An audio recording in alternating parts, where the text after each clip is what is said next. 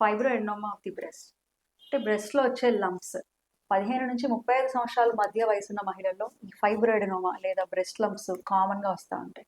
ఇవి భయపడాల్సిన లంప్స్ ఏం కాదు, ఇది చాలా బినైన్ అంటే నార్మల్ నాన్ క్యాన్సర్స్ అన్నమాట. క్యాన్సర్ కాని లంప్స్గా వీటిని చెప్తాం.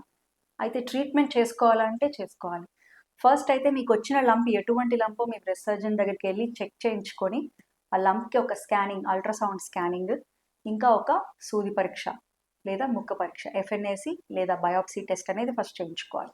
ఎటువంటి ప్రమాదం లేని నార్మల్ ఫైబ్రోఎడెనోమా అని రిపోర్ట్ వస్తే మీరు చిన్న ఫైబ్రోఎడెనోమా అయితే వెయిట్ చేయొచ్చు, సర్జరీ ఏం చేసుకోకుండా జస్ట్ చెకప్స్ చేయించుకుంటూ సైజ్ పెరుగుతుందా లేదా అనేది చెక్ చేయించుకుంటూ వెయిట్ చేయొచ్చు.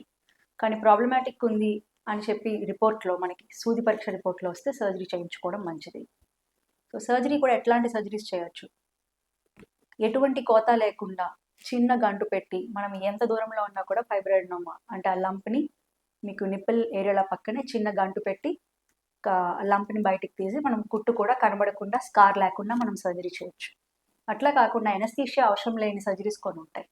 అవేంటంటే వాక్యూమ్ అసిస్టెడ్ సర్జరీ అనమాట. సో మనం స్కానింగ్ యూస్ చేసి ఆ వాక్యూమ్ మెషిన్ యూస్ చేసి మనకి కోత లేకుండానే ఫైబ్రోఎడెనోమా సర్జరీని చేయొచ్చు. సో డిఫరెంట్ మొడాలిటీస్ ఉంటాయి. అట్లాగే మల్టిపుల్ స్మాల్ ఫైబ్రోఎడెనోమాస్ అంటే చిన్న చిన్న ఫైబ్రోఎడెనోమాస్ ఉంటాయి. వాటికి ట్రీట్మెంట్ లేకుండా అంటే సర్జరీ లేకుండా కేవలం మెడిసిన్స్తో కూడా కంట్రోల్ చేసే ట్రీట్మెంట్ కూడా ఉంది. సో ఏది మీకు సూట్ అవుతుంది అనేది మీ బ్రెస్ట్ సర్జన్ ఎగ్జామిన్ చేసి టెస్టులు చేసి మీకు తెలియజేస్తారు.